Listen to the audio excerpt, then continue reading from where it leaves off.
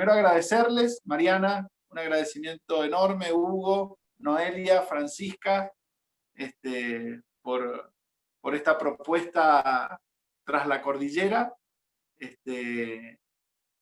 Nosotros nos sentimos muy unidos a la patria chilena, no solamente porque fuimos fundados por la Capitanía General de Chile, sino con lazos afectivos muy grandes.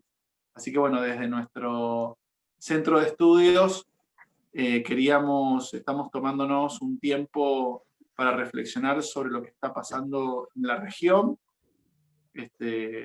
Parte de nuestras acciones, que bueno, las va a comentar Gonzalo, es la vinculación en políticas públicas desde una mirada migrante también. Entonces, bueno, tenemos mucha pertinencia y trabajo en ello. Por eso hemos estado analizando las elecciones en Bolivia, estaremos analizando ahora las elecciones en Chile y la semana que viene las elecciones también en Estados Unidos. Así que bueno, gracias por dedicarnos estos minutitos de su tiempo que entiendo todavía sus cuerpos deben estar movilizados por el proceso electoral. Así que, bueno, simplemente eso, y darle la palabra a Gonzalo, que es quien va a llevar la coordinación de la actividad.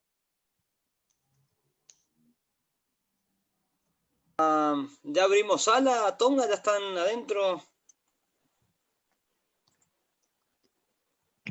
Ya están todos los participantes adentro. Bueno, entonces le vamos a pedir a Javier que agarre la guitarra y se toque una canción para estirar un poquito mi problema con la compu.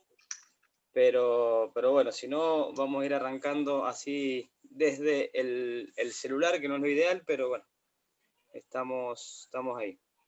2 segundos. Oye, Gonzalo. Sí.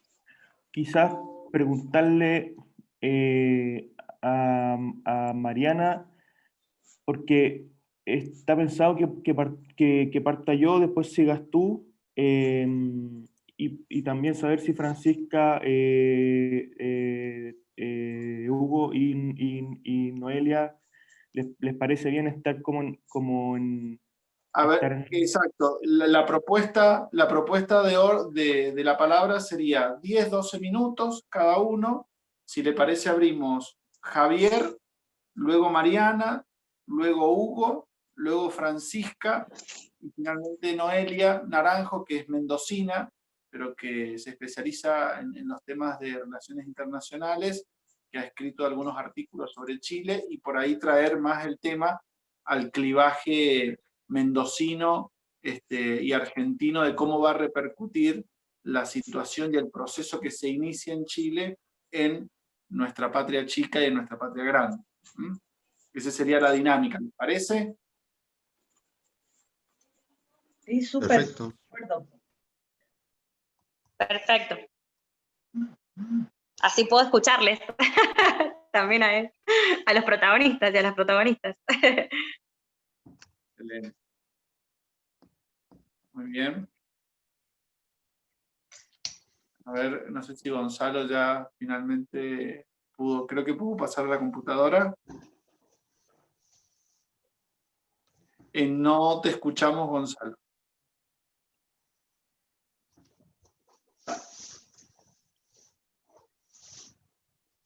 Bueno, estos problemas técnicos pasan en las mejores familias, así que...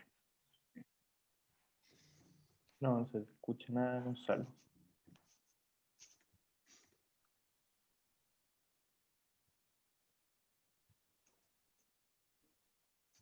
No te escuchamos, Gonzalo. No te estamos escuchando, Gonzalo. Gonzalo, no se te escucha. Gonzalo partió, pero con todo.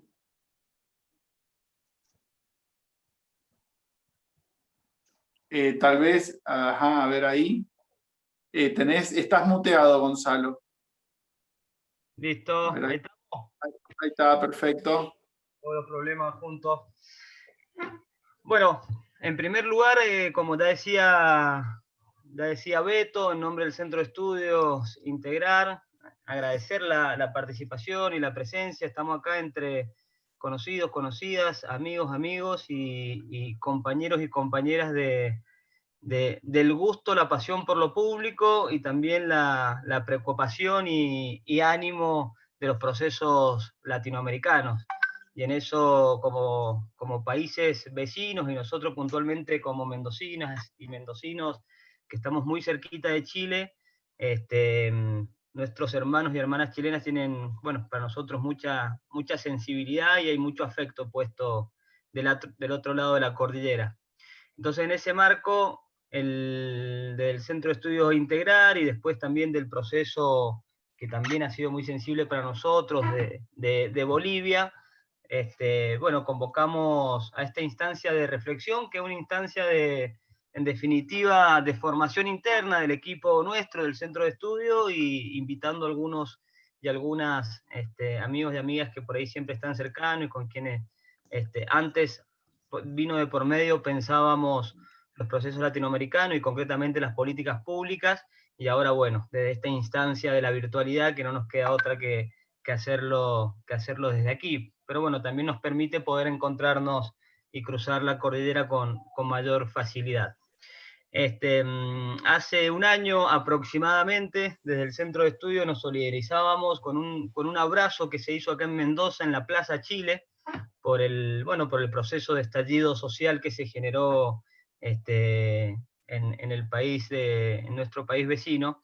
Y fue muy triste para nosotros, porque en ese abrazo genuino y solidario también hubo una represión en esa plaza, de este lado de la cordillera, acá en Mendoza, casi como siguiendo a la par el proceso de ustedes. Y eso hizo que sigamos con mayor sensibilidad el recorrido, las noticias y sobre todo el devenir en términos institucionales, de política y propositivamente para adelante, como resolución de puesta en agenda de un plebiscito, el proceso de ustedes.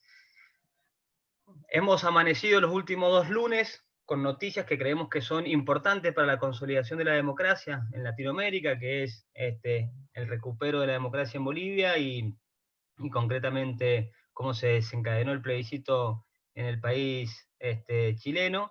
Y bueno, en función de eso nos parecía importante generar esta instancia de formación interna. Como decía Alberto, el Centro de Estudio Integral tiene aproximadamente 5 años, un poquito más de 5 años, y un poco lo que intentamos es ser intersección entre la reflexión académica, muchos de los que estamos acá somos docentes de universidades de aquí, de Mendoza, con distinta trayectoria, pero no solamente el academicismo como el lugar de intervención nuestra, sino también la política pública, el trabajo con lo público y concretamente desde distintos espacios, expresiones, organizaciones de base, organizaciones sociales, distintos espacios políticos, poder intentar juntar la reflexión y la acción en intervenciones e influencias concretas. Entonces, desde el Centro de Estudio tenemos 3 grandes áreas, una que es economía y producción, ambiente y desarrollo sustentable, y por ahí la que nuclea hoy un poco esta iniciativa, que es democracia y derechos humanos. Entonces, bueno, sin más, por ahí dar comienzo a las intervenciones. Habíamos pedido de 10 minutos, para ver si respetamos ese tiempo y nos queda después algunas instancias de intercambio. Y bueno, y intentando hacerlo plural, también hemos convocado a distintos perfiles, distintas trayectorias.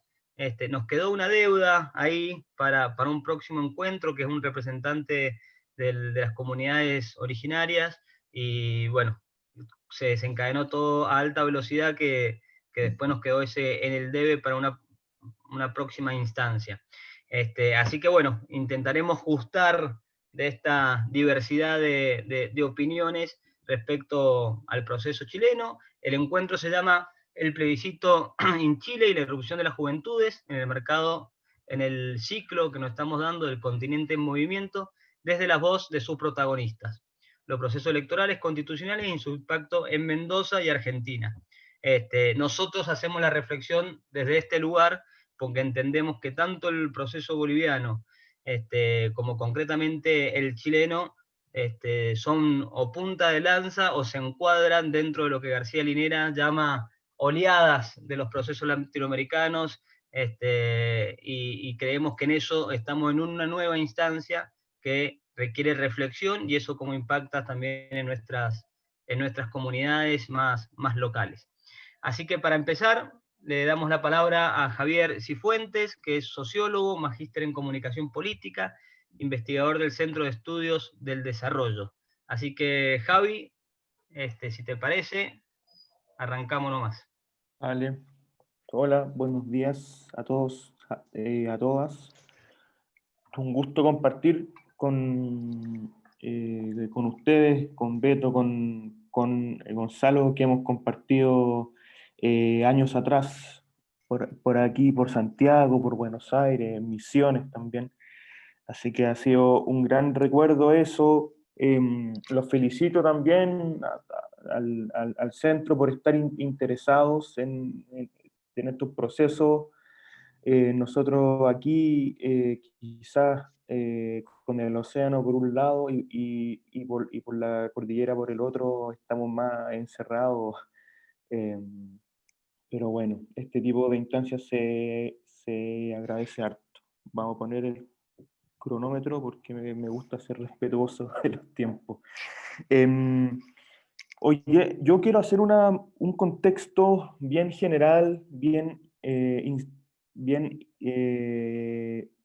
institucional también, siendo que lo que ha ocurrido, digamos, después, o sea, con el estallido, em, ha sido la confirmación de instituciones deslegitimadas, desbordadas, y una ciudadanía y una sociedad muy que está queriendo cambios, que está, digamos, lo que se llama con un malestar generalizado con distintos aspectos de la sociedad. Y lo primero importante que parece súper obvio, pero a veces lo obvio se da por sabido y por sabido olvidado, es que nosotros, Chile lleva 30 años de democracia. Pinochet es el plebiscito del 88, ¿cierto? Que ha sido el último plebiscito que tuvimos antes del domingo pasado.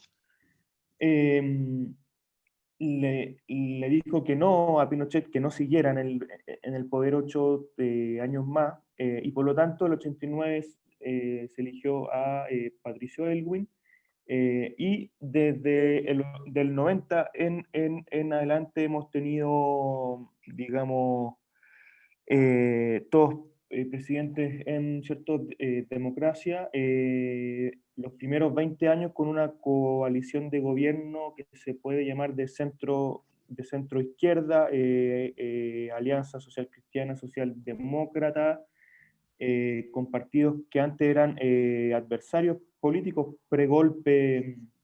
Por ejemplo, el Partido Demócrata Cristiano estaba en un proyecto distinto al Partido Socialista, y bueno, se produce un encuentro ahí, alianza, y por lo tanto, desde el 90 hasta el 2010, en que Piñera gana la elección, se van sucediendo gobiernos de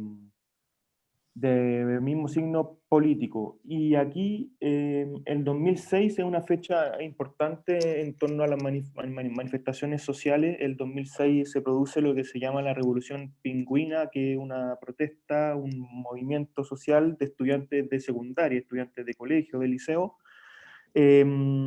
pidiendo, ¿cierto?, alguna reforma educacional, que fue algo muy novedoso. Nosotros, yo tenía ahí 16, 17 años, entonces era como la primera gran manifestación popular, social, que se hacía en la vuelta de la democracia. Ahí hubo un cambio de leyes, ¿cierto? Pero bueno, quedó este como el primer gran hito de movilización social.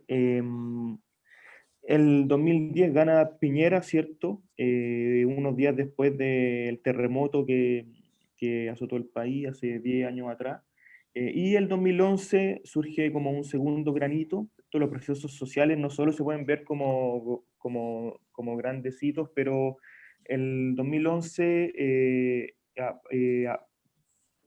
aparece de nuevo el movimiento estudiantil en esta oportunidad desde movimientos universitarios. De hecho, no la mayoría, pero muchos presidentes de federaciones universitarias del año 2011, del año 2012, hoy día son líderes de sus partidos y son parlamentarios. Y uno también va, va anticipando que son líderes que van a estar durante mucho tiempo más en el país. Estoy pensando en Camila Vallejo, Giorgio Jackson, Gabriel Boric, Miquel Crispi, Carol Cariola, líderes de las federaciones universitarias que están hoy día en el Parlamento y que han empujado de alguna manera por estos cambios institucionales que tenemos. En este caso por la izquierda, Partido Comunista o la coalición de Frente Amplio. Y a partir de ese 2011, uno podría decir que se han ido masificando e intensificando el ciclo de protesta social, no solo con respecto a movimiento estudiantil, sino que también respecto a conflictos socioambientales, respecto también al feminismo, que yo veo también ahí, sin ser ahí un experto, pero una comunión, un encuentro entre el movimiento feminista chileno y argentino con bastante confluencia en harto aspectos. Y como saben, la presidenta Bachelet gozaba de gran aprobación en encuestas popular, y salió elegida, ¿cierto?, presidenta en 2014 con un 62% de apoyo, que es alto para lo que estamos acostumbrados en nuestro país, pero con un 42% de participación en el padrón electoral, que para nosotros en Chile es un tema, la participación electoral. Entiendo que en Argentina el voto es obligatorio, pero nosotros hasta hace 8 años atrás, aprox, si no me equivoco, tenemos ya el voto voluntario. Y el plebiscito en el que participamos el domingo pasado fue con voto voluntario, participó el 51% del electorado en contexto de pandemia, y quizás después lo podemos conversar con más detalle. Pero nosotros vamos a tener un plebiscito de salida en un año y medio más, aprox, que es el plebiscito que va a aprobar la nueva constitución que redacte la Convención Constitucional, y ese plebiscito va a ser obligatorio. Así que ahí hay un desafío importante de qué va a pasar con este otro 50% del padrón que no votó, y que seguramente va yo creo, a moderar esta gran ventaja que la apruebo sacó el domingo pasado. Con Bachelet el 2014 se inició un par de reformas tributarias, reforma educacional, para financiar esta reforma, ¿cierto?, para generar mayor provisión por parte del Estado, tanto en educación secundaria como en universitaria. Y también la presidenta Bachelet inició un proceso de cambio constitucional que no se pudo llevar a cabo, pero que sentó bases para la discusión en la que estamos actualmente. Hay gran parte de los argumentos que ocupó la opción rechazo fue justamente decir que la Constitución es algo que no es una prioridad para el país, que no ha sido tema, y la verdad es que la nueva constitución, un cambio constitucional ha sido tema desde que se volvió a la democracia, pero ha tenido distintos momentos de discusión. Nosotros con el proceso constituyente del gobierno de Bachelet nos juntamos en cabildo, en encuentros locales, siguiendo una metodología que propiciaba priorizar y jerarquizar valores, derechos y deberes que nos interesaban que estuvieran en una nueva constitución. Esa participación estuvo sistematizada, etcétera, se creó comisiones, etcétera, pero ese proyecto de cambio constitucional no siguió. Y Piñera volvió al poder el 2018, ¿cierto?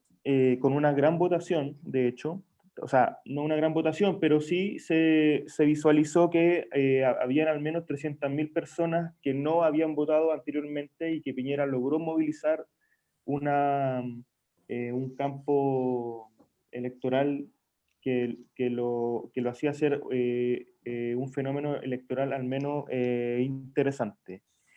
Y semanas previas al estallido social, Piñera dijo, nuestro país es un verdadero oasis con una democracia estable. Y Piñera, antes del estallido, quería levantarse como un liderazgo internacional. Justo en ese momento el país estaba en la organización de la COP25, de APEC, si no me equivoco, y también de la final de la Copa Libertadores, que no se pudo hacer, digamos, después del estallido, y justamente en esos días el panel de expertos del Ministerio de Transporte decidió subir el precio del metro en 30 pesos. Yo estuve sacando cálculos rápidos, disculpen si me equivoco, que son 3 pesos argentinos o 4 centavos, pensándolo en las monedas internacionales. Y ante ese aumento de 30 pesos, los secundarios se rebelaron, generando en pocas semanas una manifestación social y popular que desencadenó después lo que vendría a ser del estallido social el viernes 18 de octubre del año pasado. Javi, simplemente ahí 2 minutos como para redondear. Cerremos entonces. Cerramos entonces, sí. ¿Dejás ahí? Me toca este rol de ir marcando el tiempo. Bueno, muy interesante, Javi. Queda ahí, la verdad que nos queda intriga de cómo seguía, así que ojalá que podamos concretarlo ahora en una segunda vueltita. Bueno, a continuación, entonces le damos la palabra a Mariana Ardiles, que es periodista, magíster en ciencia política, docente de la Universidad de Chile e integrante de la red de politólogas. Así que, Mariana, si ahí abrís el micrófono, ya tenés la palabra. Súper, muchas gracias por la invitación. Estoy poniendo el cronómetro ahí para no pasarme. Bueno, yo voy a tratar de articular esta presentación en 3 grandes ideas sobre lo que nos ha llevado a la situación actual en Chile y en particular en el tema constitucional. Creo que la presentación de Javier anterior da un buen contexto de la historia política reciente en Chile. Yo me voy a concentrar más en el tema constitucional. Sí. Bueno, en primer lugar, estas son las 3 ideas, las voy a enunciar primero. En Chile tenemos hasta el día de hoy una constitución que ha sido calificada por muchos como ilegítima, dado su origen en la dictadura. mi idea número 2 es que Chile ha seguido, y esto es muy interesante, sobre todo si lo miramos en el ámbito comparado, Chile ha seguido un proceso institucional para hacer estos cambios a la Constitución, incluido el proceso que estamos iniciando ahora hacia una nueva Constitución. Y voy a entrar en detalle luego sobre eso. Entonces, primero, la Constitución calificada como ilegítima. Segundo, que Chile ha seguido un proceso institucional a través de la legalidad vigente. Y 3, que a pesar de que hemos encauzado este malestar social en un cambio constitucional, el desafío es no solo constitucional en nuestro país, sino que hay otros temas pendientes a los cuales también hay que prestarle mucha atención.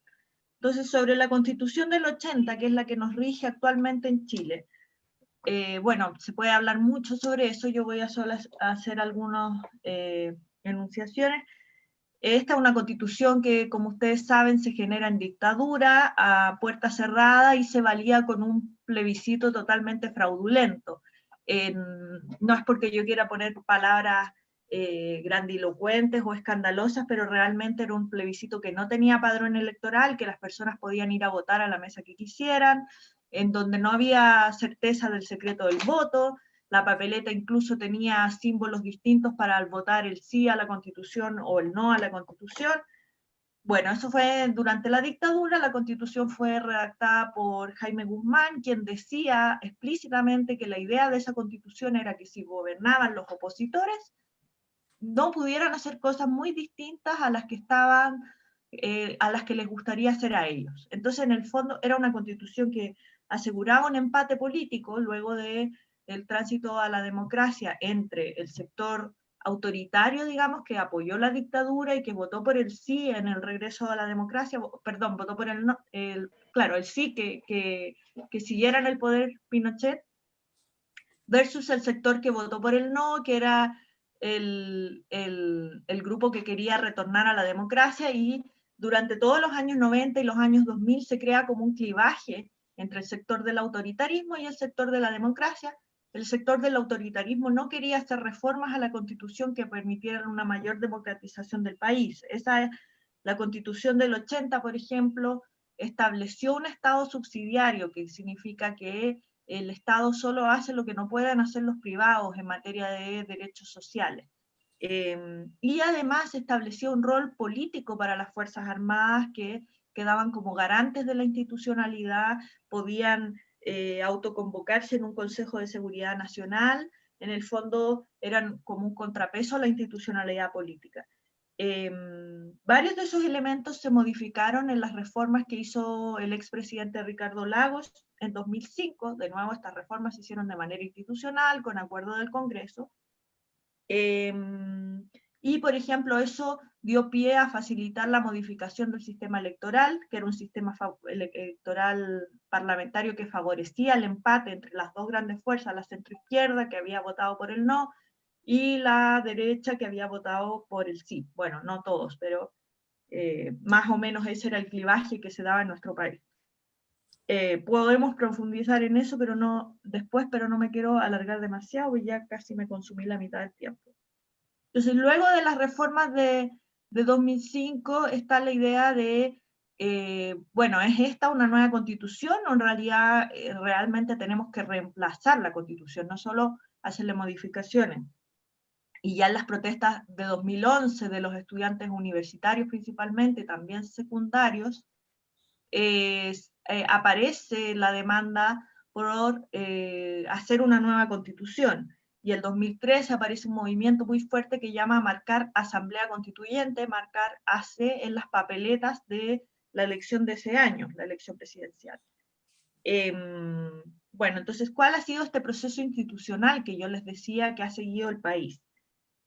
En el periodo 2014-2018, que fue el segundo gobierno de Michelle Bachelet, ya hechas estas reformas de 2005 que yo les decía, ella recoge esta demanda de reemplazar la Constitución y inicia este proceso que les comentó Javier de diálogos ciudadanos, donde participaron 200.000 personas, es un número pequeño en términos relativos de la población en edad de votar, pero comparado con otros procesos participativos en temas constitucionales, esto lo pueden ver en el libro de Soto y Welp sobre estos diálogos ciudadanos, realmente no es un número tan bajo. Y ella trató de encauzar con este proceso participativo, que luego se sistematiza, como contaba Javier, y se hace una propuesta de nueva constitución. El plan de Bachelet era que el gobierno que la sucediera pudiera tomar este proyecto de nueva constitución y iniciar un proceso para que después se aprobara. Pero obviamente cuando gana por segunda vez Sebastián Piñera, con el gobierno que tenemos actualmente, ellos dijeron explícitamente que no era su prioridad reemplazar la constitución, sino hacer, y que lo ha dicho hasta antes de el plebiscito, sino hacer perfeccionamientos o modernizaciones a la Constitución. Eso era lo que decía el presidente Sebastián Piñera. Y bueno, el proceso siguió su curso al final, a través de por un lado, el descontento en las calles, y por otro lado, que había un grupo político que sí quería hacer el reemplazo constitucional. Entonces, bueno, ahí vemos también que una vez que explota este descontento en el estallido social, en octubre, noviembre del año pasado, lo que se logra para bajar un poco la tensión es un acuerdo político transversal en el Congreso de Chile con sectores desde el Frente Amplio, que como los grupos más de izquierda, hasta la UDI. La UDI es el partido que fundó Jaime Guzmán, el mismo que hizo la constitución vigente. Obviamente, si ustedes ven las fotos de ese proceso, la presidenta de la UDI salía con la cara larga, como decimos acá, muy compungida, porque nunca quiso cambiar la constitución, pero se logra entrar al acuerdo. El presidente pasa como una irrelevancia, pero el Congreso logra hacer este acuerdo transversal inédito para hacer una reforma constitucional, se pueda convocar al plebiscito que tuvimos hace una semana. Entonces, nuevamente, esta idea de que realmente se ha hecho todo de manera muy institucional en Chile a través de los partidos, pese a que los partidos actualmente tienen una baja legitimidad. Y ya para ir cerrando, el punto número 3, el desafío no es solo constitucional. ¿Por qué? Porque, bueno, cuando hemos visto el estallido social y la enorme ola de protestas que tuvimos acá, hay toda una sensación de abuso. Se habla siempre de dignidad. Incluso la Plaza Italia, que es el punto de reunión donde la gente se junta para manifestarse, muchas personas le han cambiado el nombre a Plaza de la Dignidad.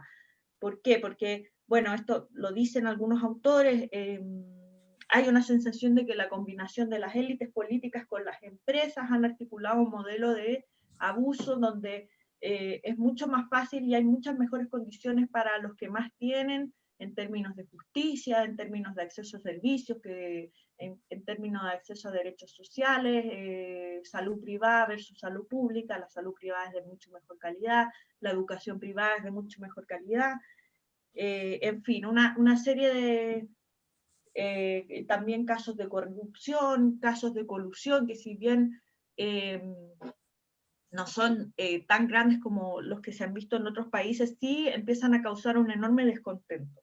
Entonces, claro, ahora tenemos un proceso institucional para reemplazar nuestra constitución, se va a articular una convención constitucional, que es lo mismo que una asamblea constituyente, pero acá hubo que ponerle otro nombre para que no se enojara tanto la derecha.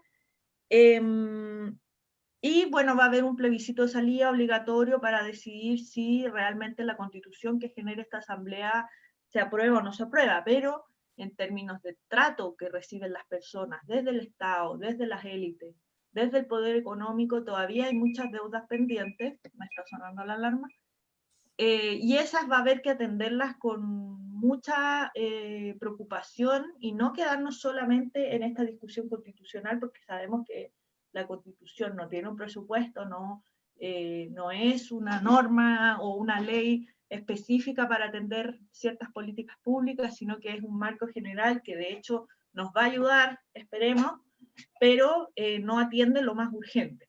Entonces ahí también hay un tema que queda pendiente de trabajar y que los partidos políticos que en general siguen muy desconectados de la sociedad, tienen que poner atención, o sea, no solamente quedarnos en el debate constitucional, que es algo enorme y muy desafiante, sino también pensar en las políticas más inmediatas, y eso también se puede lograr no solamente a nivel central, sino, por cierto, a nivel municipal o regional, donde han sido incluso, quizás Hugo puede hablar más de esto, han sido incluso los alcaldes que han mostrado más cercanía y más conexión con la población, y fueron ellos los primeros que dijeron hagamos una consulta nacional sobre si la gente quiere una nueva constitución. O sea, ellos tuvieron esa visión.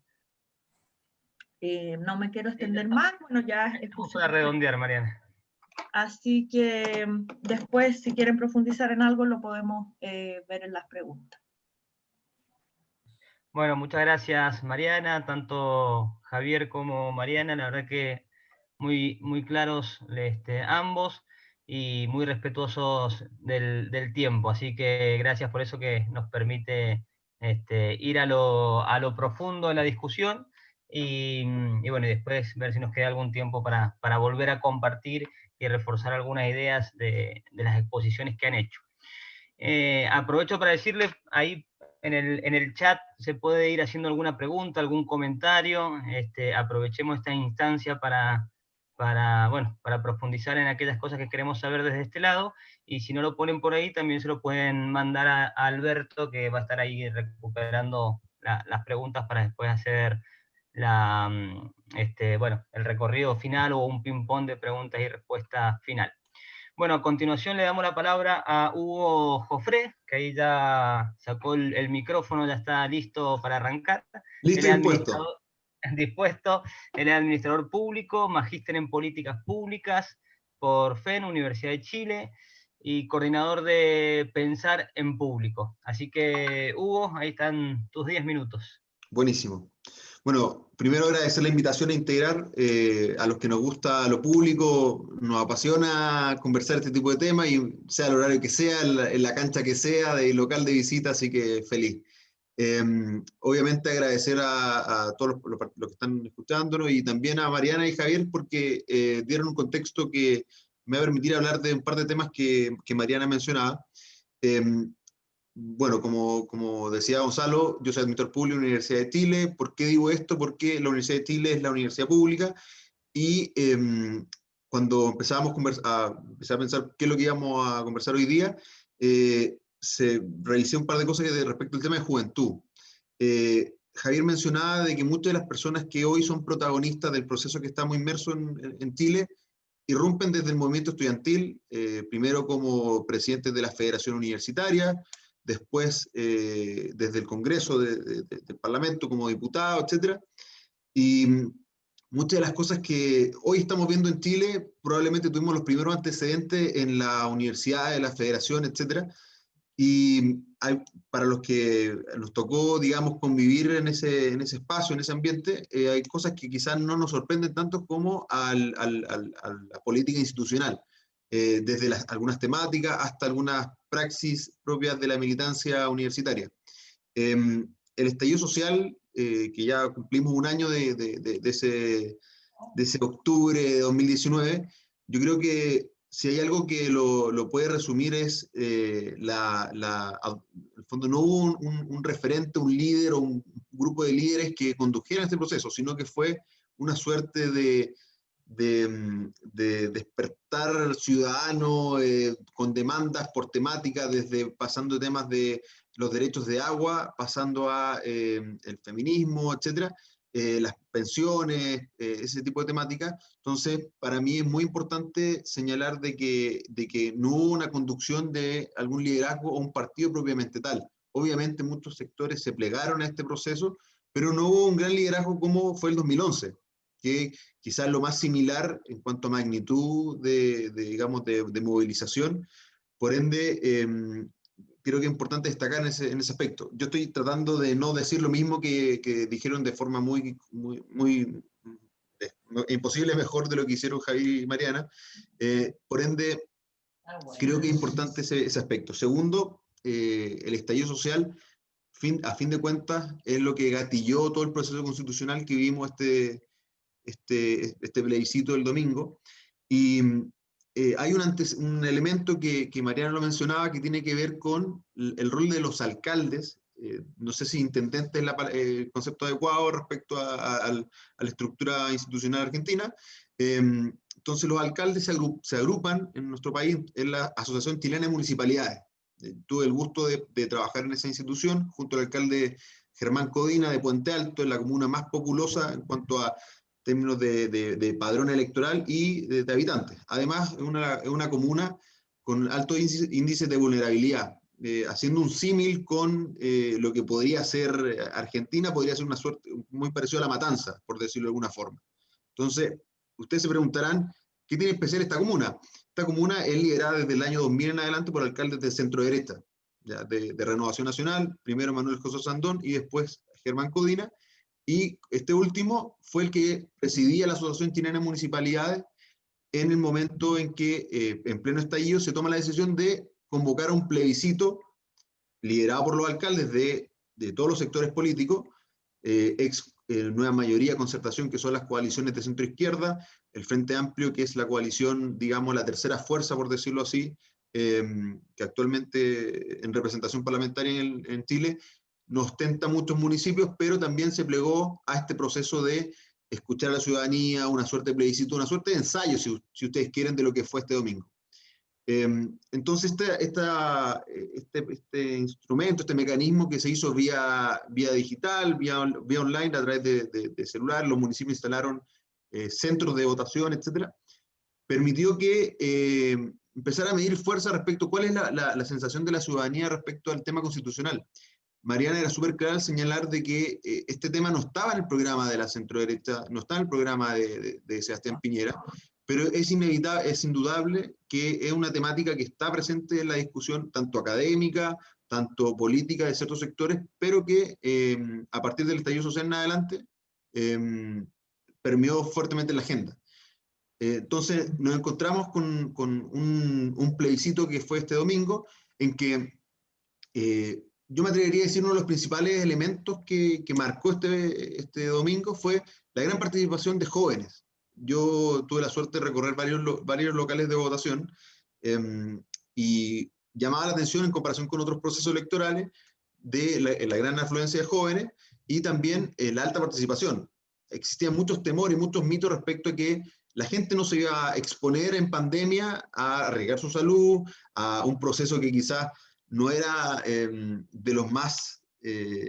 las principales necesidades de la gente.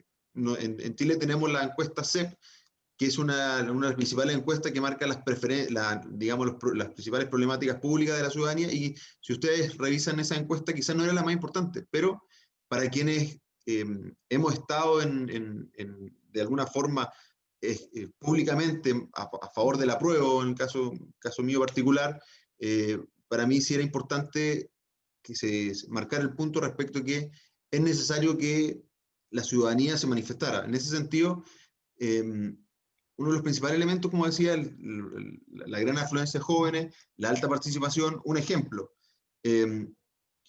hemos tenido respecto a los últimos procesos electorales un aumento importante, por ejemplo, en comunas vulnerables, en comunas del sector sur de Santiago, para usar de cierta referencia.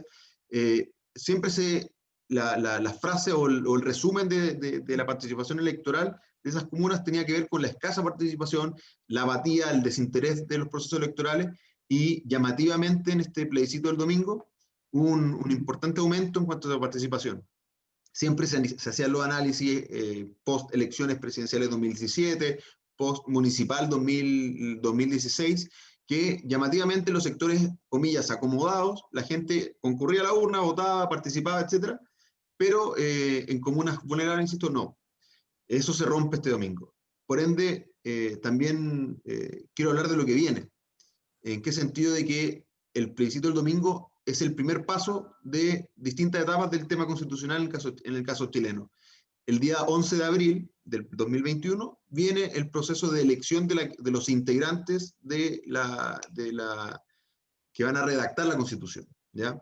Esa elección coincide con la elección municipal, donde se eligen alcaldes, concejales y gobernadores regionales, y además de lo mencionado, convencionales, creo que el nombre técnico adecuado. Entonces, esa es la segunda etapa. Después, obviamente, viene la redacción misma de la Constitución, que estamos en pleno proceso de discusión, si son 155 o se incluyen ciertos cupos especiales reservados para pueblo originario.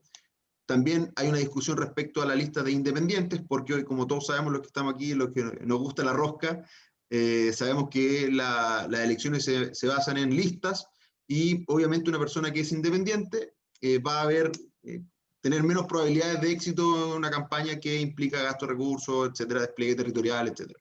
Entonces, ese es uno de los procesos que está en discusión en el Congreso en este momento. Y posteriormente hay un plebiscito de salida que, para ver si se ratifica o no el texto redactado, que puede ser redactado en ya sea 9 a 12 meses de duración máxima. Concluidos los 12 meses, esta asamblea, este órgano, este cuerpo, se disuelve y se somete al plebiscito. Entonces, para mí es muy importante destacar que hemos tenido una evolución importante en el rol de los jóvenes en política.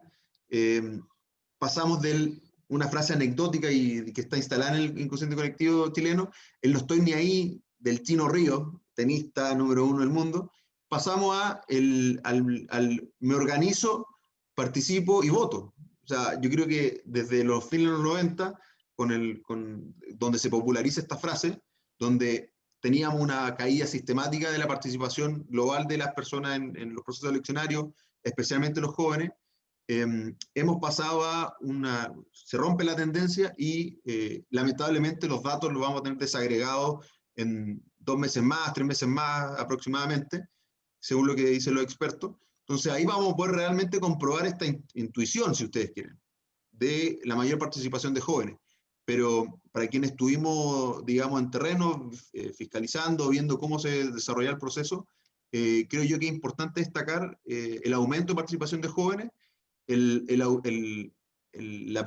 preponderancia de liderazgos jóvenes en los distintos espacios de poder, especialmente en el Frente Amplio, que es esta suerte de tercera fuerza que tenemos en el Congreso chileno, en menor medida en la ex centroizquierda y quizás aún menos relevante, pero con ciertas excepciones muy emblemáticas en el oficialismo. Entonces, yo creo que el plebiscito nos augura una alta participación en los próximos procesos eleccionarios, principalmente por el tema constitucional. Quizás la gente no está esperando elegir a su próximo concejal, sino que está esperando elegir a la próxima persona que lo va a representar en este proceso constitucional. Entonces, para ir cerrando, yo me imagino que Gonzalo está ahí, ya me transmite lo que quiere decir.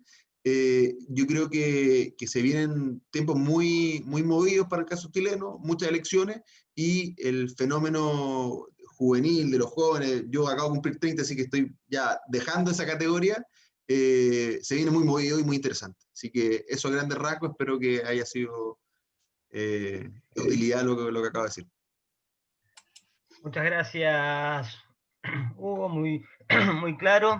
Vamos, muy claro y respetuoso del tiempo. Muchas gracias. Ya vamos promediando las exposiciones. Nos quedan, en función de las últimas 2 expositoras, Francisca y Noelia. Así que bueno, le damos a continuación la palabra a Francisca Gallegos Jara. Ella es ecuatoriana, residente en Chile, socióloga, magíster, doctoranda en sociología por la Universidad Alberto Hurtado e investigadora del CEIF. Así que, Francisca, ahí están tus 10 minutos. Hola, muchas gracias a todos y todas, sobre todo por tener esta iniciativa que permite también como pensar a nivel regional. Yo quiero hacer más bien una reflexión desde la sociología y de cara a poder pensar cómo los contenidos sustantivos de este proceso constituyente están en disputa y qué va a ser lo interesante también respecto a cómo se va a poder consolidar y llenar de contenido el futuro texto que venga. Primero que todo quisiera decirles que a mí en lo personal me gusta más hablar de rebelión popular de octubre que de estallido social, ¿ya? Porque creo que una de las cosas más interesantes, y si las ponemos en la escena latinoamericana, es también esta emergencia y esta visibilización de demandas populares que aparecen sobre todo desde los sectores más precarizados, más vulnerados por las formas neoliberales que se ha entendido el bienestar en Chile, y que se toman el poder y se toman los espacios públicos, como ya dijeron los compañeros y compañeras, en una forma más de multitud que de movimiento conducido, ¿no es cierto? Entonces quiero partir desde ahí. ¿Y por qué quiero partir desde ahí? Porque creo que, y esto me parece muy interesante, que vuelve característico y particular al caso chileno dentro del concierto latinoamericano y mundial, es que hay una profunda crítica a la forma neoliberalizada que ha tenido que sostener los chilenos y las chilenas durante los últimos 30 años, ¿ya? Esto ha conllevado procesos de financiarización, ¿ya? Ha conllevado procesos de privatización. Chile es el único país que tiene el agua privada en el mundo, ¿ya? Chile inventa un sistema de pensiones que permite robustecer un mercado de capitales, y de lo que menos se preocupa es de pensar en el bienestar de la vejez. Chile tiene mercados de la educación, tiene mercados de la vivienda, y genera dispositivos que permiten que las personas hayan aprendido a funcionar en estas lógicas mercantilizadas y privatizadas. Entonces, cuando nosotros vemos la ruptura que produce octubre, este octubre de rebelión popular, es interesante porque lo que uno dice es, parece ser que esta pastilla de adormecimiento neoliberal en el cual estaban viviendo las chilenas y los chilenos se empieza a quebrar, sus efectos se acaban, ¿ya? Y se acaban, no necesariamente, y aquí al menos una de las tesis que yo estoy trabajando, porque queramos nuevamente instalar proyectos colectivos masivamente, o proyectos políticos sumamente claros, sino porque la capacidad individual de cada uno de sostener el bienestar de manera individual se agotó. ¿Cómo lo podemos ver? Con niveles de endeudamiento altísimos. O sea, Chile tiene los mayores niveles de endeudamiento altísimos, con endeudamiento para educarse. O sea, los estudiantes pagan créditos por 20 años más a la banca privada para educarse, ¿ya? Y en todos los ámbitos de la vida. Entonces, la capacidad de sostener una forma neoliberalizada de la vida se quiebra, ¿ya? Y toda esta especie de bienestar que estaba sostenido por buenos indicadores macroeconómicos, por niveles de pobreza que estaban muy bajos, se ponen en evidencia que lo único que escondían eran expresiones de desigualdad. Y expresiones de desigualdad que no solamente tienen un ribete como material, o sea, no solamente acá hay un 1% que concentra el 90% de la riqueza en Chile, ¿no? Hay un Gini que se mantiene hace 20 años en 0,5, ¿ya? Sino también porque hay una desigualdad relacional de trato. O sea, en la última encuesta que realizó el PNUD, el Programa de Desarrollo de las Naciones Unidas, demuestra que el 45% de los chilenos y las chilenas se sienten maltratados, con una posición indigna por su clase social, por su género, por el lugar donde viven, ¿no? Entonces hay una ruptura que llena de contenidos esta rebelión popular, ¿ya? Y que además demuestra, como ya dijeron anteriormente, una capacidad de agencia particularmente encabezada por los jóvenes. Entonces son estos jóvenes que dicen, ya no da para más. O sea, esta forma neoliberalizada de entender, esta forma financiarizada de comprender y administrar el bienestar, donde el Estado, hoy no solamente un Estado subsidiario, sino un Estado regulador de mercados para producir esto, sin ninguna capacidad ni siquiera de fiscalización mayor o de producción de criterios de protección social más universales, ¿ya? Es sumamente limitado para estas nuevas demandas de bienestar. Eso como me parece importante. Me parece importante también que se abre una crítica profunda a las élites, y aquí, o sea, hay muchos trabajos que los puedo compartir, pero hay trabajos que han demostrado históricamente una confabulación entre la élite económica y las élites políticas. O sea, aquí había una puerta giratoria de políticos que financiaban sus campañas, que financiaban, que habían tenido incluso procesos de corrupción con ciertos grupos económicos. Entonces, lo que teníamos era políticos que después, al salir del Parlamento, terminaban siendo directores de los consorcios de las aseguradoras de pensiones que se llaman AFP en Chile, ¿no? Entonces, teníamos un intercambio de la élite, ¿ya? Y esta élite no solamente era una élite confabulada política y económicamente, sino además era una élite maltratadora de las clases populares que generaban un profundo descontento. Y cuando aparecen los resultados del plebiscito pasado, y que es profundamente impactante, vemos que en las únicas 5 comunas, municipios en los cuales ganó el rechazo, fueron las comunas que concentran la mayor riqueza de este país.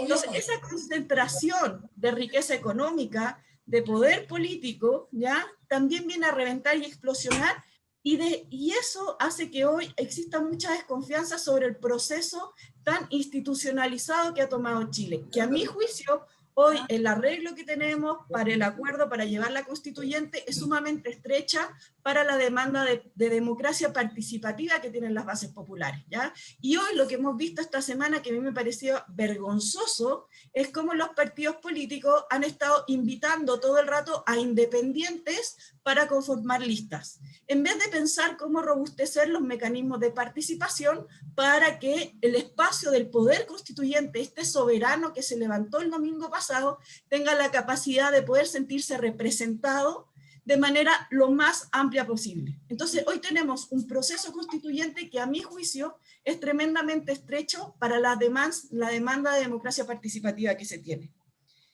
Y por último, y con esto ya cierro, porque para no alargarme más, me parece importante también poder poner en el tapete cómo se va a pensar en un proceso constituyente donde hay muchos intereses por parte de la élite de mantener lo que está hasta ahora, ¿ya? O sea, lo que tenemos hoy es una constitución que permite, posibilita la existencia de estos mercados que les he mencionado para la administración de derechos sociales. Entonces, ¿cómo nosotros vamos planteando y asegurando que el contenido de la constituyente asegure ciertas condiciones, ojalá más garantistas, para poder tener espacios de realización de derechos sociales? ¿Por qué? ¿Qué es lo que pasa? Y aquí disculpen que tome tanto el caso de las pensiones, pero es el que me dedico a trabajar.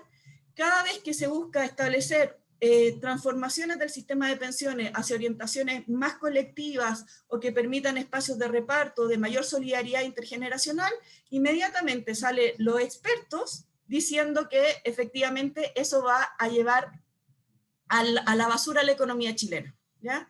Y sin duda puede ser, porque en el fondo hoy esas 5 o 6 empresas que son las administradoras de fondos de pensiones concentran un monto equivalente al 74% del PIB. O sea, esa es la cantidad de plata que concentran estas aseguradoras, ¿ya? Y las utilidades son mucho más altas que las rentas y las utilidades que alcanza la banca. Entonces, ¿cómo vamos a hacer? Por un lado, y creo que son los desafíos, ¿no es cierto?, hacer que este proceso que viene constituyente responda y se haga cargo de las demandas populares, ¿ya? En términos de representación, ¿cómo nos hacemos cargo también del reconocimiento de la fuerza popular, que tanto le molesta a la élite en términos simbólicos, ¿ya? Y cómo nos hacemos cargo de la tercera R, que a mí me parece fabulosa, esa tesis de la Nancy Fraser, de la redistribución. ¿Cómo nosotros, en un país que además ha sido tan amante de los procesos tan institucionalizados, porque a mí en Ecuador se ríen, ¿no es cierto? Me dicen, nosotros ya habríamos sacado a Piñera, o sea, con ese nivel de aprobación cambiamos a Piñera hace un montón rato, ¿no es cierto? Entonces, ¿cómo también nosotros vamos a asegurar estos procesos de redistribución, ¿ya? Y un último dato, que yo creo que sí va a ser bien complejo, y eso comparativamente con otros procesos constituyentes hace que esto sea, y ojalá que no sea un proceso constituyente que solamente sea expresión de gatopardismo, ¿ya? Es que vamos a estar eligiendo alcaldías, gobernadores regionales e incluso una campaña presidencial, cuando vamos a estar supuestamente cambiando las reglas de la Constitución. Entonces, ¿cómo nos vamos a hacer cargo al final de que esa efervescencia y esta idea que ha estado tan fuerte, ¿no? No son 30 pesos, son 30 años, y ya no tenemos miedo porque no tenemos nada que perder, que ha sido la voz de los jóvenes, en verdad se transforma en una reorganización que permita el reconocimiento, la redistribución y la representación de esta demanda de poder popular frente a una élite tan indolente como la chilena. Muchas gracias. Muchas gracias, Francisca, muy prolija con el tiempo también. Antes de darle la palabra a Noelia, le voy a hacer otro mangazo a Hugo, Javier, Mariana y Francisca. Han ido mencionando por ahí algunos textos, algunos autores y autoras, aprovechando que por ahí estamos en la compu, si los tienen ahí a mano como para subirlos al chat, por ahí también viene bien.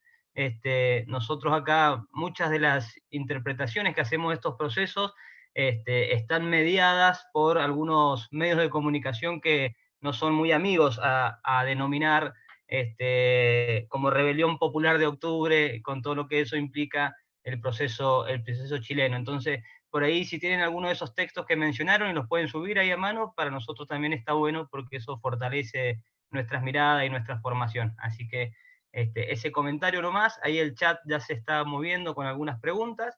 Y bueno, a continuación le damos la palabra a Noelia Naranjo, ya cruzando la cordillera de este lado, como para hacer alguna reflexión más local de este proceso que para nosotros es tan sensible. Así que bueno, Noelia, aparte de ser compañera en los ámbitos de militancia universitaria, es licenciada en Ciencias Políticas y Administración Pública por la Universidad Nacional de Cuyo, diplomada en Docencia Universitaria por UBA Claxo, y bueno, docente y militante sindical. Así que para nosotros, desde acá también es un gran orgullo que nos puedas acompañar, Noé, y ahí tenés tus 10 minutos. Bueno, buenos días, gracias Gonza. Bueno, la verdad que bastante interesante poder escuchar a las compañeras, a los compañeros, tratando de explicar lo que ha sido este proceso de rebelión popular, de insurrección popular, como me gusta decirle a mí, chileno, que bueno, que dado esto de en el 2019 las declaraciones de Pompeo, ¿no? Que hablaba de un Chile modelo del sistema neoliberal, y lo que pasó en octubre, la verdad que es digno de estudio, y no solo de estudio, sino de lucha y militancia, ¿no? Para toda la América Latina. Yo voy a empezar ahí un poco tratando de encuadrar, ¿no? el análisis, más desde, ya que los compañeros y las compañeras me allanaron el camino, hablando un poco de lo institucional y del significado que tiene todo este proceso a nivel institucional, tratando de pararme más en términos del campo social popular, ¿no? ¿Cuál es el desafío de este proceso de lucha que sin ninguna duda son síntesis de todo esto, ¿no?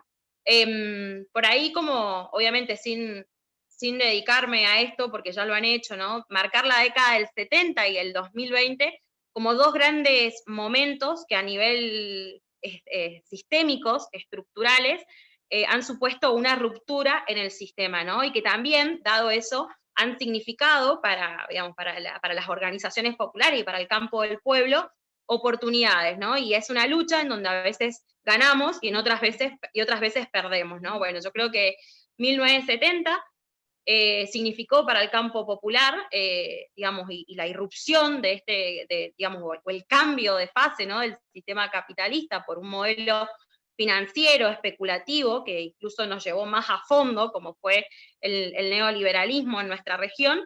Bueno, significó definitivamente, ¿no? una derrota para las organizaciones populares y para todo el proceso de ascenso revolucionario que había comenzado unos años antes, en la década del 60, y que en el caso de Chile, ¿no?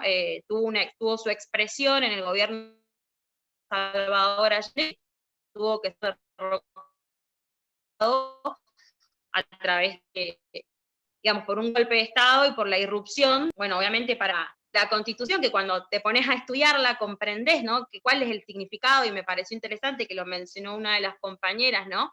Armar una estructura o una institución que garantice el desarrollo del modelo económico en Chile, desde, esto de no poder hacer modificaciones ni al sistema económico ni al sistema educativo, lo que implicó también en términos de la garantía de derechos fundamentales tales como el agua, ¿no? Que Chile es el único país del mundo que tiene el acceso al agua privatizado, ¿no? Creo que, y por ahí esto que decía la compañera, ¿no? Generar en todos estos 30 años, ¿no? Una forma de vida y la generación de relaciones económicas y relaciones sociales profundamente mercantilizadas, ¿no? Todo es oferta-demanda, todo es mercado, todo es individualismo, y creo que el neoliberalismo en Chile ha sido absolutamente descarnado, incluso en términos de organización. Pero, como para hacer un pantallazo de eso, y más allá de esa descripción, creo que en términos dialécticos, ¿no? Todo esto que construyó, y el ladrillo, el programa económico de Pinochet, también representó, y ha sido la contradicción que dio pie y dio margen e inició el proceso de rearme de una fuerza social popular, que es la que finalmente, digamos, logra irrumpir en la escena chilena a partir del 2019, haciendo síntesis de un proceso de luchas que venían dándose hace muchos años. Ahí los compañeros mencionaron un poco lo que fue el proceso del 2011 digamos, con el movimiento pingüino, pero que también si hacemos un estudio desde el 2010 al 2019, vemos cómo todos los años empiezan a haber diferentes reclamos, diferentes, digamos, movilizaciones sectoriales que muestran de alguna manera el agotamiento del modelo neoliberal. Y retomando un poco lo que decía al inicio, ¿no? Marcando 1970 y por ahí viendo lo que está pasando en estos últimos años, o sea, previo al 2020, volvemos a encontrarnos en una situación de crisis sistémica que el coronavirus ha acelerado, digamos, ¿no? Pero desde el 2008, con la gran crisis, comienza a generarse una nueva estructura económica, digitalización de la economía, y que, bueno, que empieza también a rearmar nuevas relaciones sociales, por lo cual, digamos, y como siempre decimos, las crisis son oportunidades, y creo que Chile, que había sido el estandarte neoliberal, mostró, digamos, cómo esta crisis mundial, también, obviamente, trasladada a Chile, generó digamos, la apertura de las posibilidades de lucha del pueblo chileno. Obviamente que reconocemos, digamos, como punto de partida, ¿no? Esto de la evasión masiva en el metro de las jóvenes y los jóvenes, y cómo a partir de ese puntapié inicial, ¿no? de ir retomando los espacios públicos, como mencionaba una de las compañeras, ¿no? De la evasión masiva, de la desobediencia, ¿no? de ir ganando cada vez más iniciativa e ir además en cada uno de los reclamos que se van generando constantemente, ¿no? Esto de, bueno, la salud, la educación, ¿no? Esto de los 30, no son 30 pesos, son 30 años, van generando también una simbiosis entre los distintos sectores que entienden que toda la clase subalterna chilena de alguna u otra manera había sido castigada, vapuleada por el régimen neoliberal digo, en este caso de Piñera, porque es quien preside, pero por el régimen que gobernó los últimos 30 años desde la llegada de Pinochet, ¿no? Porque incluso, digo, hasta el frente, Michelle Bachelet y demás, no pudieron tampoco generar cambios profundos en esa estructura, ¿no? Que es la que finalmente garantiza el desarrollo del neoliberalismo en Chile, ¿no? Entonces vemos cómo el pueblo empieza a perder esa inmovilidad, digo, han logrado gestar en las calles chilenas la marcha más grande de la historia, y cómo también comienzan a pasar en términos de consignas de algunas cuestiones muy sectoriales, muy particulares, digamos, a pedir un cambio absoluto y profundo de ese sistema, ¿no? Hay bueno, ni hablar de la consigna de que la dignidad sea la costumbre, ¿no? Y sin justicia no hay paz, creo que puso al pueblo chileno, digamos, en un lugar de avanzada en América Latina, ¿no? Marcando, ¿no? Cuál era el camino de lucha y hacia dónde teníamos que ir, y también visibilizando quién era el enemigo principal, ¿no? Esto es decir, bueno, no es solo Piñera, hay todo un sistema de miseria, de hambre, de exclusión, de mercantilización, que es el que finalmente nos está castigando. Y bueno, esto del 2019, después ni hablar de lo que ha sido el feminismo, que también lo han ido mencionando, ¿no? El 8M, el Somos Históricas, creo que también fue una demostración de lo que es el feminismo hoy como sujeto de la revolución y de lo que es el feminismo en Chile.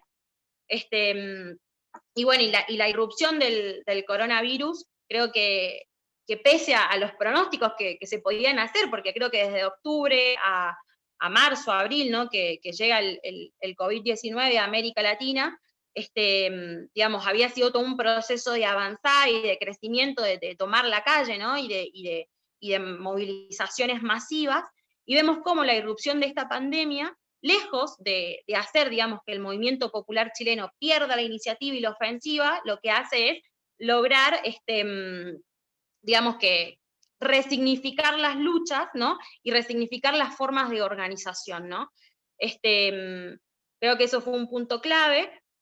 Otra de las cuestiones que me olvidé de decirlo recién y que también creo que es importante en términos de estandarte y de símbolo y de las clases subalternas, es el reconocimiento a la lucha histórica mapuche, ¿no? Esto de tomar la bandera mapuche como la bandera de la insurrección chilena, creo que también es clave en el proceso chileno.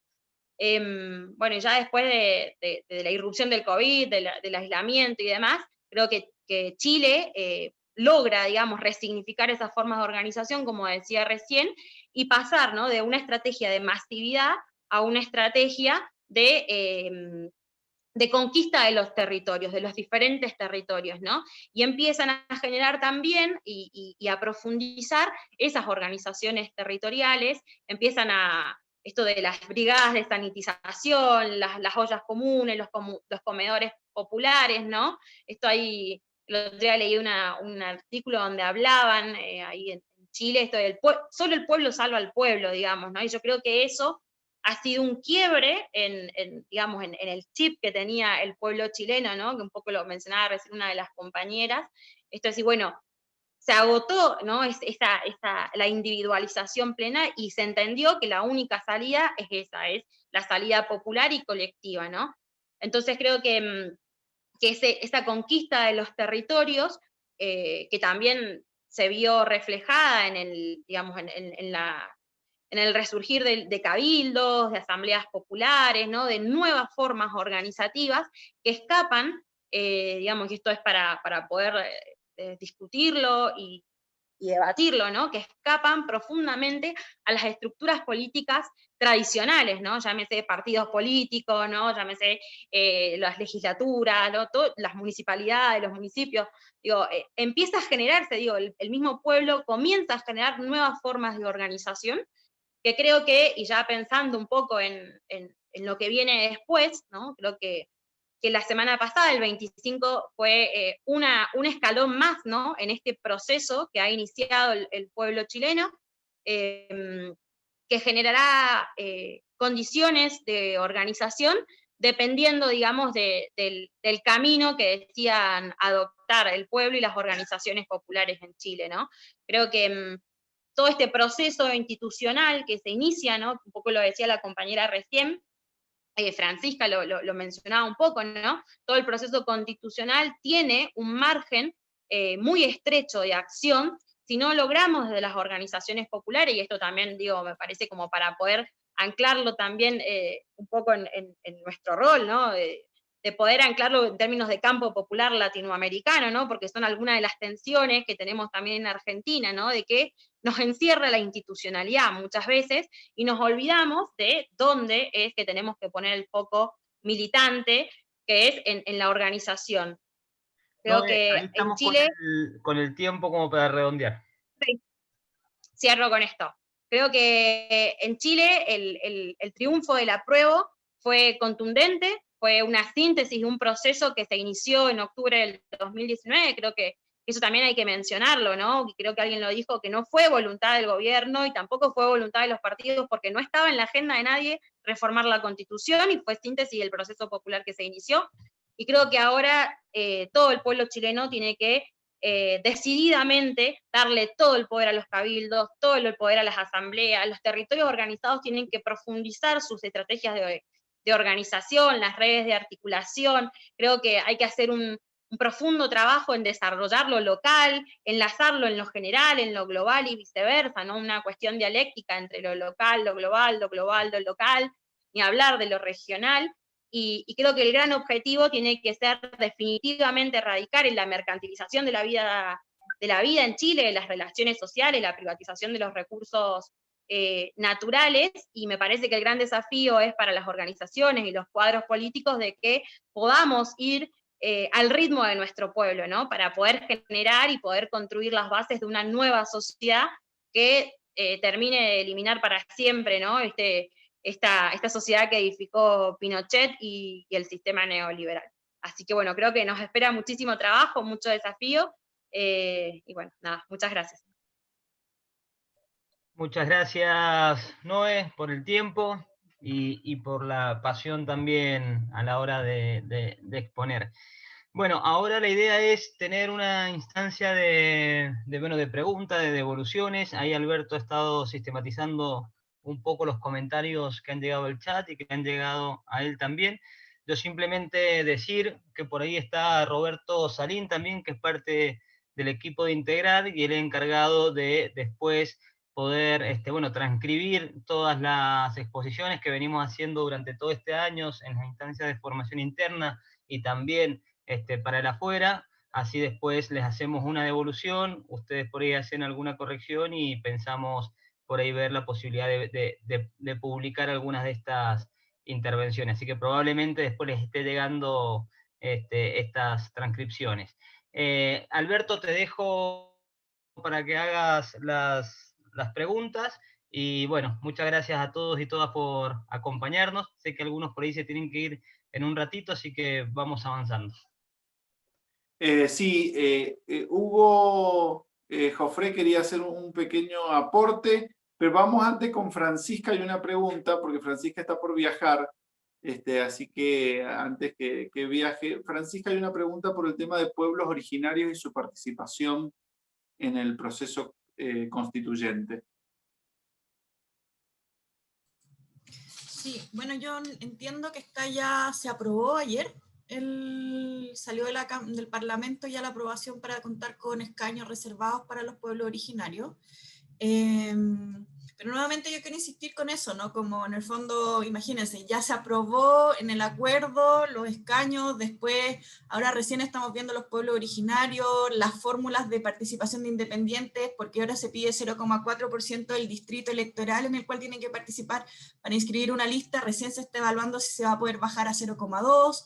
Entonces, hay un montón como de elementos que complejizan un poco, ¿no? Cómo se va a asegurar la democracia participativa que hoy se está demandando en las calles. Entonces, y hay una frase que es interesante, porque en el fondo, que yo le he dado hartas vueltas, ¿no? Dicen, como yo ya no confío en los políticos, me organizo de manera independiente, me organizo de manera ciudadana. Entonces la pregunta es, cómo los partidos políticos, y particularmente aquí estoy pensando no en los partidos conservadores, sino más bien en los partidos del Frente Amplio, van a ser capaces de tener una generosidad tal para ceder sus lugares y dar apertura en verdad a una fórmula y a un repertorio de candidatos para convencionales que sea lo suficientemente representativo de los espacios populares y de las demandas populares. Entonces creo que por ahí va a estar muy interesante ver cómo se va a articular.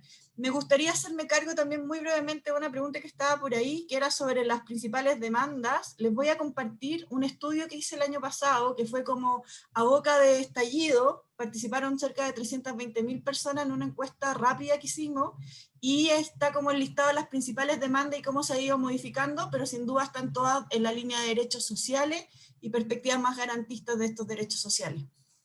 Eso, muchas gracias. Yo soy la que me tengo que ir prontito. Muchas gracias, Francisca. Muy bien, bueno, han llegado muchas preguntas y participaciones al chat. Hugo, querías hacer una devolución.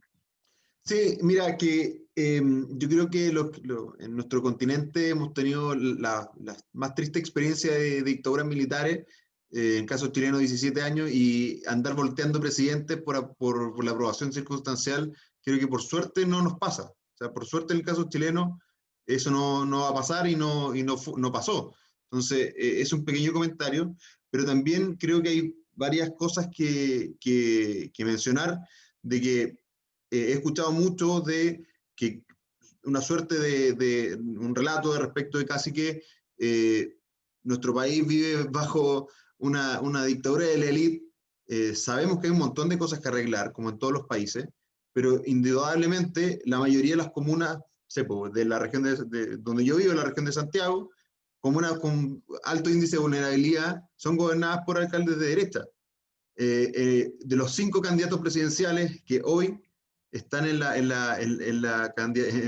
campaña presidencial, de los 5 primeros, 4 son de derecha. Entonces, es paradójico que estamos en un proceso que para mí en lo personal es muy rico, muy potente, de hablar de cuáles van a ser los cambios que queremos para la Constitución, que hemos hecho campaña por una nueva Constitución.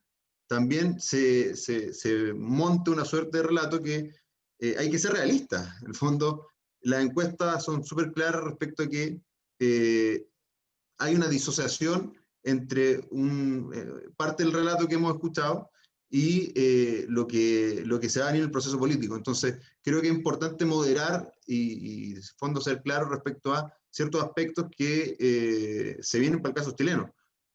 Así que creo que eso es lo básico, creo que ser súper claro y obviamente todos tenemos nuestra militancia, pero también hay que ser claro y ser objetivo en algunos aspectos. Muy bien, Hugo, muy bien. La propuesta de esta mesa en la pluralidad y en la conformación poliédrica, diría un autor argentino, es esta mirada y la verdad que está muy, muy bien el aporte. A ver, acá Germán Misic pregunta, ¿cuál es el alcance concreto de las modificaciones que se pueden realizar y acepta la derecha hacer en la Constitución chilena? ¿Cuáles son los condicionantes que pueden atravesar, los condicionantes más importantes que puede atravesar este proceso de reforma? ¿Cuáles son los límites? O sea, desde un proceso tan amplio y tan movilizante, ¿cuáles son los límites que puede tener este proceso de reforma? Mariana creo que levantó la mano. Sí, para dar una respuesta breve a esa pregunta, bueno, hay harto de incógnita porque todavía no se escogen los constitucionales o convencionales. Sabemos que van a ser 155 personas, por ahí Francisca mencionaba los escaños reservados, que es cierto que pasó una etapa nueva, pero en la Comisión de Constitución del Senado y se despachó a la sala, pero todavía no hay acuerdo y por lo tanto no tenemos certeza de que se vaya a aprobar. Podría ser que finalmente sean cupos supernumerarios adicionales a los 155, cosa que inquieta a sectores de la derecha porque cambia la cantidad de votos que se necesitan aprobar. Esta es una convención que funciona con acuerdos de 2/3 mayoritarios, por lo tanto, en el fondo, por un lado, nadie puede pasar máquina, como se dice acá, o sea, nadie puede arrasar, sino que se requieren acuerdos grandes, pero también sabemos que un poquito más de 1/3 va a tener poder de veto desde ambas partes, ojo. Y no hay un texto base, esto no es hacer modificaciones a la Constitución que existe, sino que hay una hoja en blanco, se ha discutido mucho acá sobre ese tema, entonces está todo por escribir, o más allá de que si va a ser una constitución mínima o una constitución más maximalista. Hay sí en el acuerdo que se hizo en el Congreso en ese momento algunas bases. Bueno, para empezar, y a diferencia de lo que ha pasado en otros países de América Latina, esta es una convención que tiene como única función escribir la nueva constitución y luego de eso se disuelve. No puede tomarse atribuciones ejecutivas ni atribuciones legislativas. El Congreso va a seguir funcionando, se van a seguir haciendo leyes, el Ejecutivo sigue funcionando. El único rol de la convención va a ser escribir la nueva constitución. Y hay algunas otras condiciones previas, como por ejemplo que se tienen que respetar los tratados internacionales que ya fueron firmados, que se tiene que respetar la condición de República de Chile, y obviamente esto ya es más tema de expertise de los constitucionalistas, pero en el fondo todo la experiencia constitucional previa está también ahí en la mesa que se puede tomar en cuenta. Y sí, bueno, uno de los temas que se discute ahora, por ejemplo, es si Chile va a seguir siendo un régimen presidencial, que tenemos un régimen con mucho poder del presidente y hiperpresidencialista, dicen mucho, o si más bien vamos a transitar a un régimen semipresidencial de mayor descentralización de poder. Por ejemplo, hay algunas agendas descentralizadoras en Chile ya en curso, pero por supuesto el que tiene poder generalmente no lo quiere ceder. Entonces ha sido bien difícil avanzar, y porque sabemos que finalmente dar más poder a las regiones significa dar más poder a comunidades más pequeñas, por lo tanto a las personas. Pero bueno, está todo por discutirse. Creo que primero vamos a tener que ver cómo se da la elección de los miembros de la convención. Muy bien, Mariana, muchas gracias. Bueno, también Vicente Abate y un poco la uno con la de Leandro, que hablan de cómo ha sido el acuse de recibo por parte del gobierno de Piñera, digamos, en función de que ante tanta movilización, para Vicente expresen la pregunta como que el gobierno de Piñera no ha acusado el recibo de la situación, pero por otro lado Leandro hace una observación también interesante que dice que ha podido llegar a mantenerse el gobierno a pesar de esta movilización histórica. ¿Cómo analizan ese proceso en clave, si lo llamamos al terreno de la ciencia política, en clave de virtud y fortuna de esa expresión maquiavélica? ¿Cómo analizamos cómo ha sido la praxis política de Piñera para poder mantenerse tan estable en el poder a pesar del proceso de movilización? ¿Cuáles son los dispositivos que ha utilizado? Abierto para quien quiera. Alberto, Sí, sigo yo. perfecto. Se, Recogió el guantes y fuentes.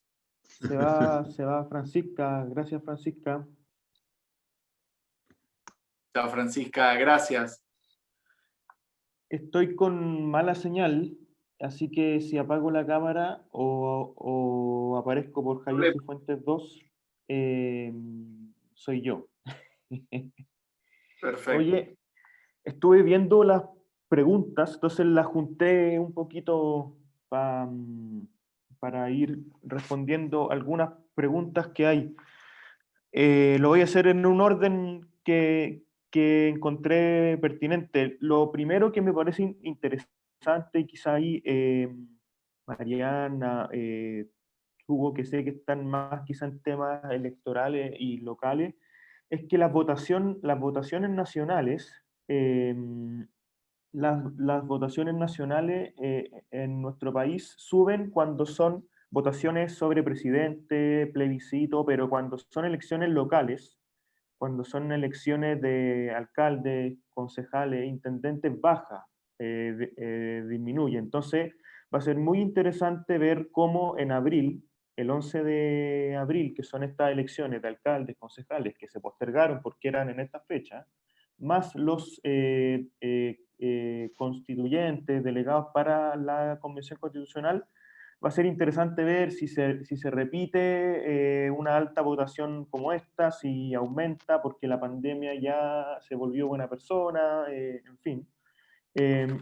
O si vuelve a marcar una votación, porque esta votación fue, entre comillas, rápida, eran dos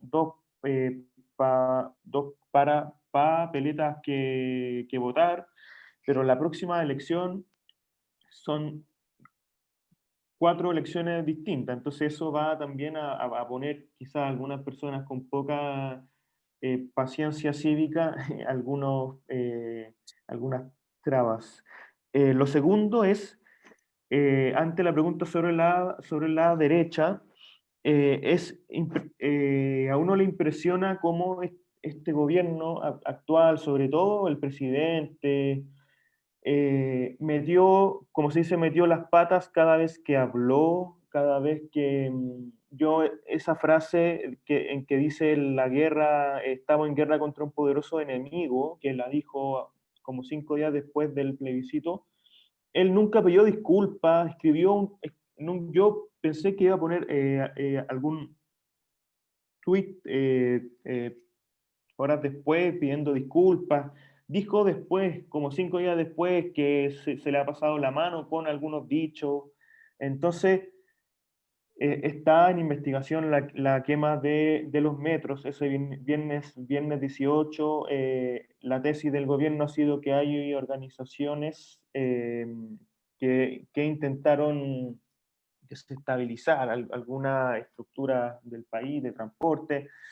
Eso parece que todavía está en investigación y esa tesis se ha ido cayendo, se han visto algunas cosas, pero eso es para decir que se ha visto un Piñera muy, muy, muy malo, muy mal como enfocado, y también la crítica que se hace en la propia derecha va en una línea de que esta derecha empresarial no tiene una comprensión política de las situaciones, tiene justamente una comprensión empresarial, pero no política, y la derecha en Chile sí tiene historia de comprensiones más políticas, más institucionales, sociales, etc. Y por otro lado también, como decía Hugo, también hay una gran, digamos, como participación y visión que los alcaldes de derecha, de comunas populares y comunas ricas, le van ofreciendo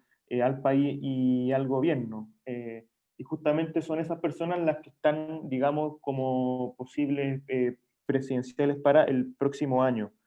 Entonces, pareciera ver que hay más derechas que la que está representando Piñera o la UDI, este partido de Jaime Guzmán tradicional. Y yo me atrevería a decir que la inteligencia, que la presión los va a llevar a generar acuerdos políticos o electorales que los van a llevar a la presidencia el próximo año. Lo que yo le encuentro como interesante esta contradicción y ambigüedad en la que está la sociedad en Chile. Por una línea lleva una agenda constitucional de izquierda, de derechos sociales, de procesos populares, pero por otro lado institucionalmente con una derecha que se ha renovado a pesar de todo y que va a encontrar, yo creo, espacios de encuentro que la centroizquierda no va a encontrar, desde la democracia cristiana hasta el Frente Amplio. Cambios a la Constitución, ya lo han mencionado, sobre derechos fundamentales, derechos sociales, y por otro lado, presidencialismo, semipresidencialismo. Yo veo que ahí va a haber un punto importante de conversación. Yo veo a estas distintas derechas bastante defensoras del presidencialismo, pero hacia la centroizquierda ya uno ve propuestas hacia el semipresidencialismo. Me parece positivo estos dos tercios de los que hablaba Mariana, en que se van a tomar las decisiones de la Convención Constituyente. Tenemos como país que avanzar no solo hacia los acuerdos que podemos lograr. Siempre se ha dicho que en Chile los últimos 30, 40, 30 años, e incluso 40, con la dictadura se llegaron a muchos acuerdos políticos, constitucionales, electorales, que está bien, la política es, ¿cierto?, en gran parte el arte de los acuerdos, pero también es cómo respetar los disensos que tenemos. Y por lo tanto esos dos tercios aseguran que debiese haber una constitución relativamente moderada, que no va a jugársela con un proyecto de sociedad como si la que tiene la constitución actual, que ha sido reformada, ¿cierto? Pero no completamente. Para ir cerrando, yo creo que es necesario, o sea, las instituciones son necesarias, digámoslo así como en simple. Entonces,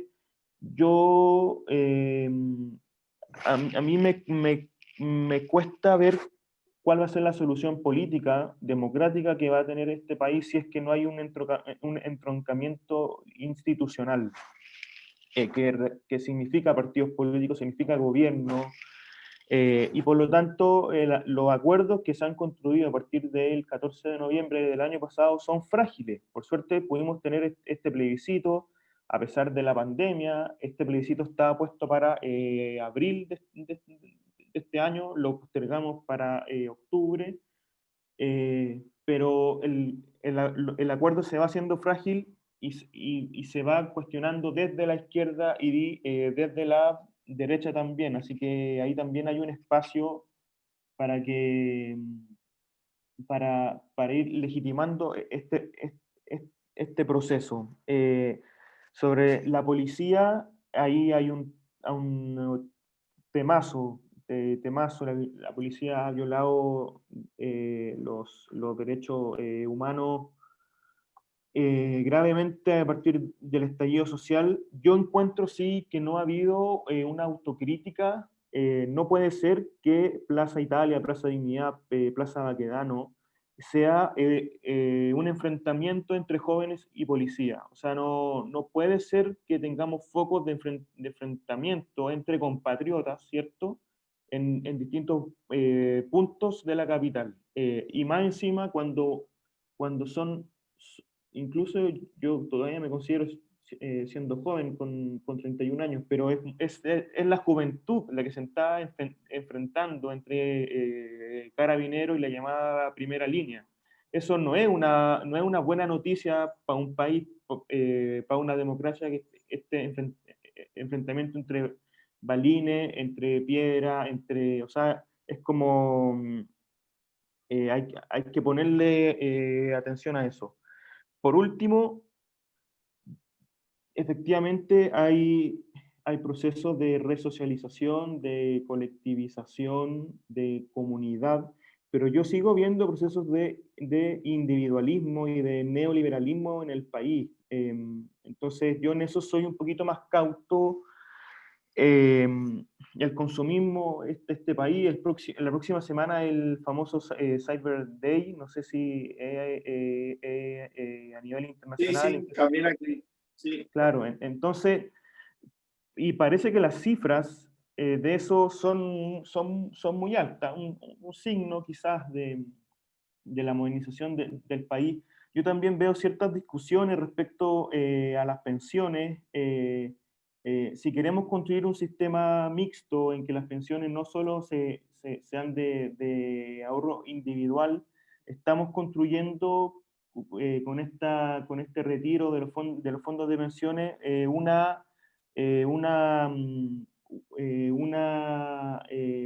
un consenso en que los ahorros son individuales, que nadie los toca y que estas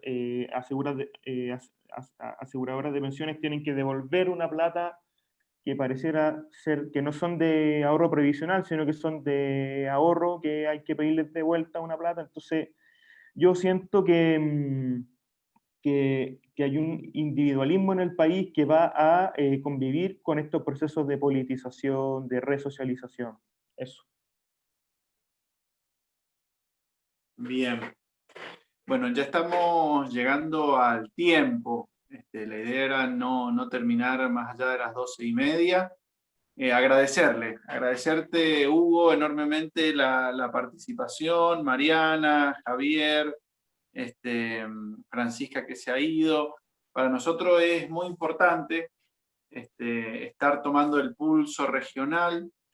Mendoza forma parte ya de una provincia global, de una ciudad global. Somos una ciudad de tránsito migrante, somos parte del corredor bioceánico y además estamos en un proceso de reforma constitucional también en la provincia, una de las constituciones más viejas de la República Argentina, y se está desatando muy lentamente un proceso de reforma constitucional que claramente este proceso chileno va a repercutir en el proceso mendocino. Me gustó mucho estas miradas también de Hugo, Mariana y cómo Javier iba encauzando, viendo cómo se van produciendo bemoles o se van dando procesos dialécticos, donde tal vez institucionalmente en la participación política formal la ciudadanía opta por opciones que le brindarán mayor seguridad, mayor consolidación de algo, pero en la participación política no formal expresa otra cosa. Habría que ver allí, no sé, Mariana, si tenés algún dato, si es muchas veces el mismo sujeto que tiene esa conducta, que es capaz de salir a una movilización, pero luego sufragar de otra manera. No sé cómo lo ves. Bueno, eso es difícil de saber, pero efectivamente si hay personas que votaron por Sebastián Piñera y salieron a movilizarse después, o sea, de eso no hay ninguna duda. Y también que votaron por Sebastián Piñera y también votaron por el apruebo, o sea, hay sectores de la derecha y no pocos que han estado por el apruebo también. Entonces, sí, yo creo que de repente en esta cosa que, claro, que como hay una desconexión tan profunda de los partidos políticos respecto de la ciudadanía probablemente muchas veces reacciona también a ofertones electorales o popularidad motivada por otras cosas.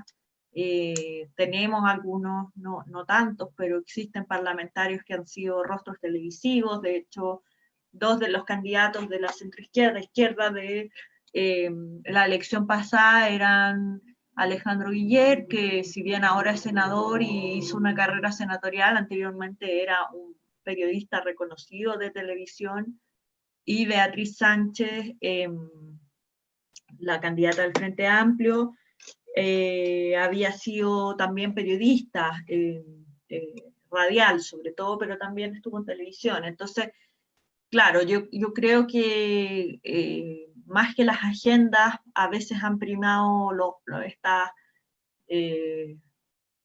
que Manan llama democracia de audiencias, o sea, es que la visibilidad de los representantes llama más la atención que la agenda, y eso a veces tiende a producir estas contradicciones. Perfecto. Bueno, muchas gracias, muchas gracias. Creo que es un puntapié, también Noelia lo decía, en algo que Hugo también subrayaba, el proceso de gestación universitario, de todos estos procesos de revuelta, como más que la conducción partidaria venía por la universidad, y bueno, Noelia, miembro del sindicato aquí del sindicato universitario de SIDUNCU, cómo vamos haciendo también esos enlaces y cómo se va dando. No deja de llamarnos también la atención a los argentinos, a las argentinas, el manejo tan flexible de izquierda y derecha que tienen ustedes al momento de analizar la política, porque bueno, nosotros hemos tenido y tenemos un proceso llamado peronismo que implicaría una explicación muy larga y muchas charlas, que hace que por allí los clivajes sean diferentes. Pero la verdad que nuevamente en nombre de todo el equipo de Integrar, agradecerles el tiempo, un sábado, repito esto de los cuerpos porque es un proceso electoral y más con ustedes que lo han vivido desde adentro, no es solamente la cabeza y el pensamiento, sino que es todavía cómo vibra el cuerpo en estos procesos y que son vibras que siguen por varios días más. Así que agradecerles por tomarse este tiempo con nosotros en Mendoza. Extrañamos mucho Chile, no solamente la palta mayo y todas las cosas lindas que hacemos cuando vamos para allá, sino también poder continuar estos vínculos académicos con todos ustedes y que, bueno, utilizaremos las plataformas. Así que, bueno, en nombre de todo el equipo de Integrar, un gran abrazo. Gracias. Gracias a ustedes. Muchas gracias por la invitación y el espacio de conversación. Muchas gracias. Gracias. Que les vaya muy bien. Chao. La Gracias. seguimos. Que estén Chao, bien. chao. Muy interesante, muchísimas gracias. Chao, hasta luego, gracias. Chao. Gracias, Gonza. Chao, Juan Carlos, qué gusto verte. Chao, chao. Chao, chavales, chao, Ricardo. Gracias, compañeros. Muy buena la actividad, muy buena charla. Alberto, chao. Chao, Juanca. Chao. Muy bueno, gracias. Chao, Alejandro. Chao, Paula.